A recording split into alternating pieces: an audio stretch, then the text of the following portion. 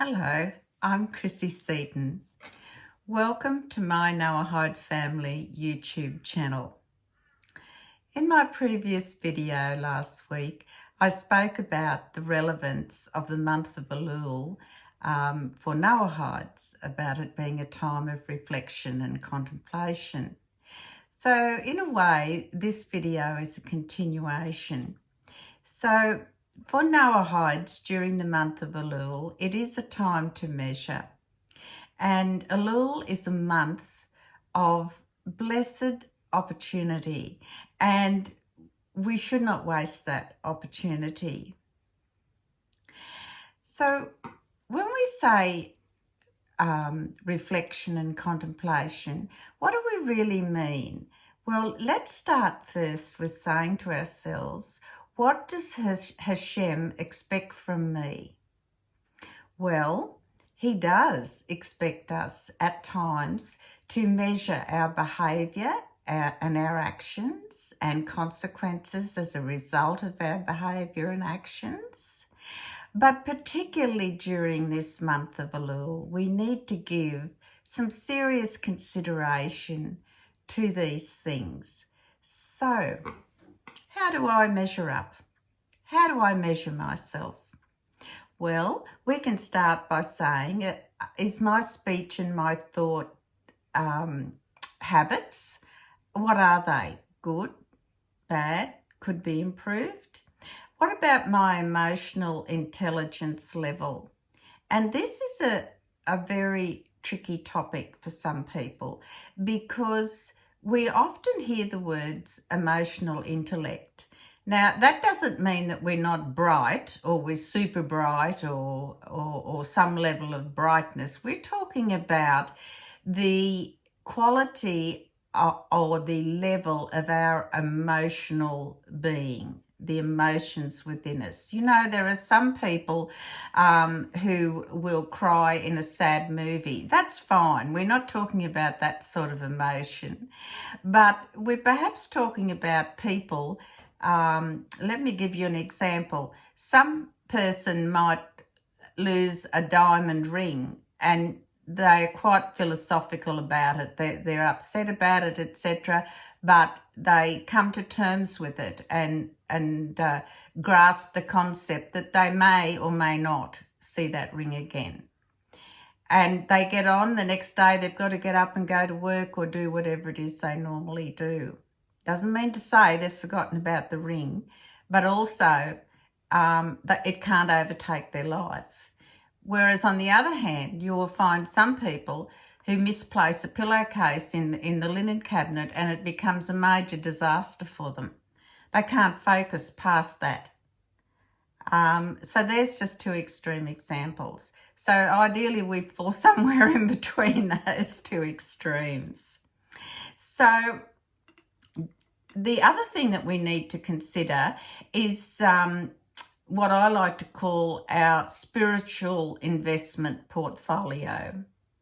So how is our spirituality? Are we thinking about Hashem as we go through our day? Are we connecting with Hashem? Or are we only thinking and connecting once a week or once a month, or can't remember the last time you did or we did connect? So that spiritual investment is quite important. You know, how much of my effort goes into increasing my awareness and spirituality of Hashem. And the other important thing, of course, none of these I have mentioned in order of importance. They are all important. But another thing is, what about our community involvement or support? Have we done anything to assist our community or support people in our community in some way? Some people are very good at that. They're excellent. And others find it hard. Now, sometimes that finding it difficult to support a community can be because you're just particularly isolated physically, and that can be difficult unless you're able to do it in some other electronic means or we have marvellous things like Zoom and what have you nowadays. But sometimes that isolation, although you can connect in mind and spirit, so to speak, sometimes you're not able to physically do anything. But however way you would like to support your community, are you able to, and are you making an impact? Do you feel this effort you're putting in is right, or could you have done more?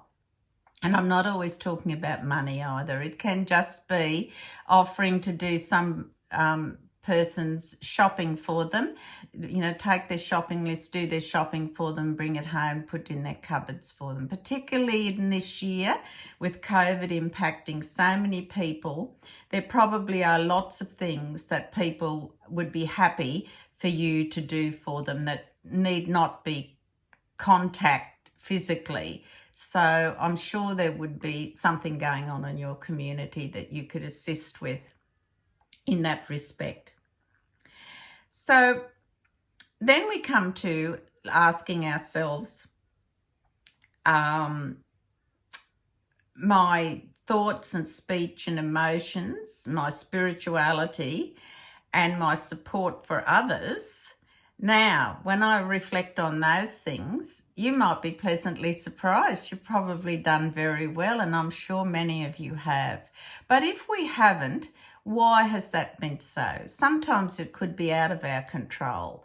But could I have, was I a little bit lazy? Should I have, So we need to be truthful with ourselves and with Hashem. So we must measure and evaluate ourselves realistically in this time. So, and we can also ask ourselves, well, what hinders my progress and my improvements, if there is to be an improvement? Am I impulsive in my speech and actions? Some people are very impulsive. They kind of counter reply, or what I call jump the gun. They don't let the person finish presenting what it is they're saying before they jump in. So, we can be impulsive in our speech and our actions as well before we really absorb what it is and give it some emotionally intelligent thought and examination. And that is very important. And when you stop and pause and take that deep breath and allow yourself time to absorb things, that's going to counteract a lot of impulsive things we do. And when I think about drawing our breath in and staying silent, I am reminded of the book of Ecclesiastes, and of course some of you would be very familiar with verses 1 to 9.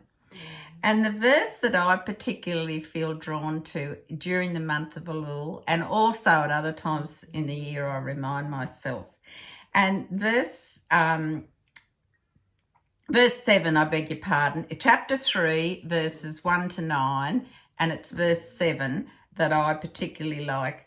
And it says, there's a time to rend and a time to mend. And this is the part that hits the core with me. There's a time to be silent and a time to speak. And age has taught me that sometimes no reply is better than, is the best reply.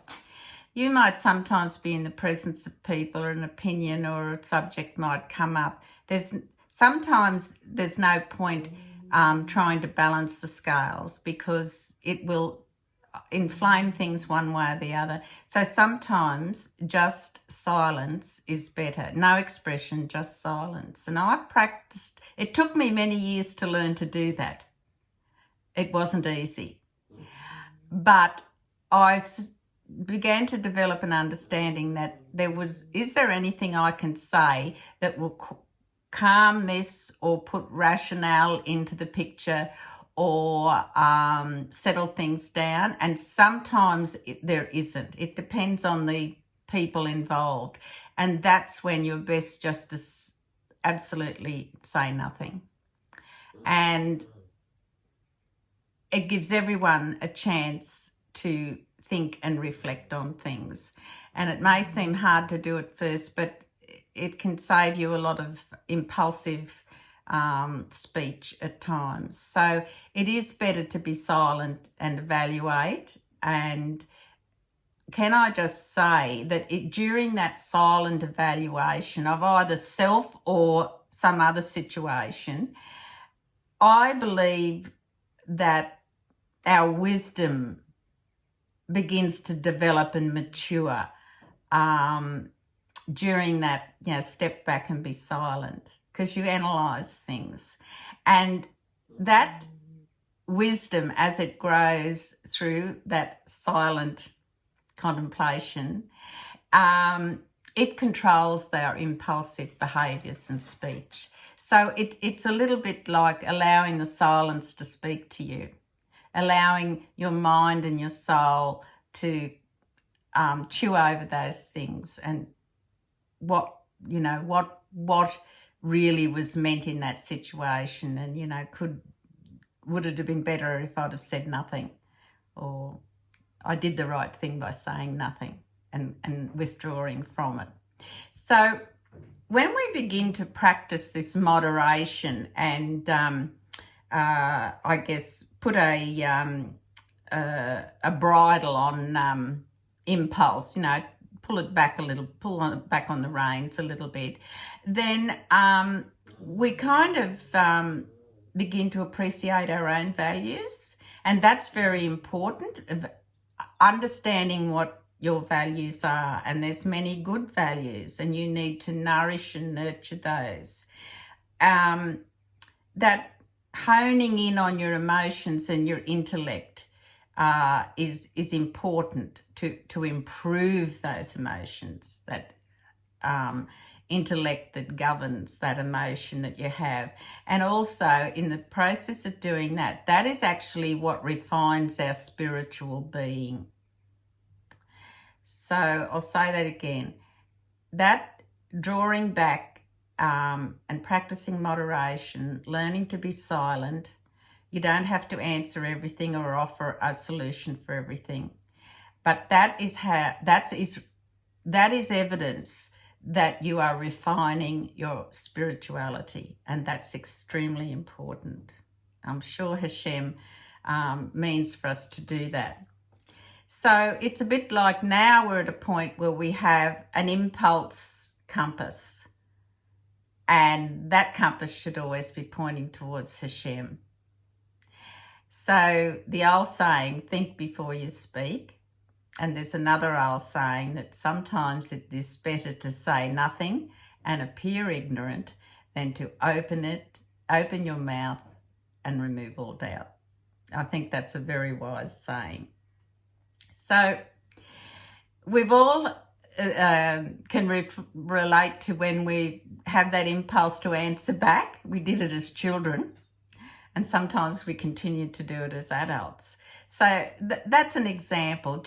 Sometimes there's no point adding any dignity of your speech to some comments. It's just let them go straight over your head. And that answering back, it's like a contradiction. Is it really important to contradict that person? Is it life-threatening? Is it going to change the way of the world? There's nothing to be gained sometimes by trying to have an intelligent conversation with an idiot. And some people behave like idiots. So there is nothing, they're not bringing anything to the table that you're going to benefit from, and be assured nothing you offer to benefit them is even going to be appreciated and probably not understood. So that when you refine your spiritual being to that level of saying, well, I'm not going to dignify that with a reply, there's no need for me to comment, everybody else is commenting and stating the obvious, then that means that your sensitivity to that control of impulse is highly tuned and refined. and that's where you want to be, or that's where we try to be most of the time. And therefore, that also decreases the impact that other people try to overrun our sensitivities with. So things that normally we would have bit back about or perhaps got involved with, we're now just saying, not even going to worry about it. So I guess in a long-winded way, what I'm trying to say is through this month of Elul, please examine what you've done. Pat yourself on the back for things. If you look back over the past year and think, gee, I don't do that anymore, I've improved that. So it's a time of self-evaluation, and it's also a time of noting your progress. And that's very important, because that means that you are refining your spiritual being. You are able to self-analyze. You are focused on Hashem. Your compass is pointed in the right direction, not in the wrong direction. Please make use of the remainder of Elul. It ends on the 18th of September in Australia. And just be kind, be honest, evaluate, improve, refine. Please take care, and God bless.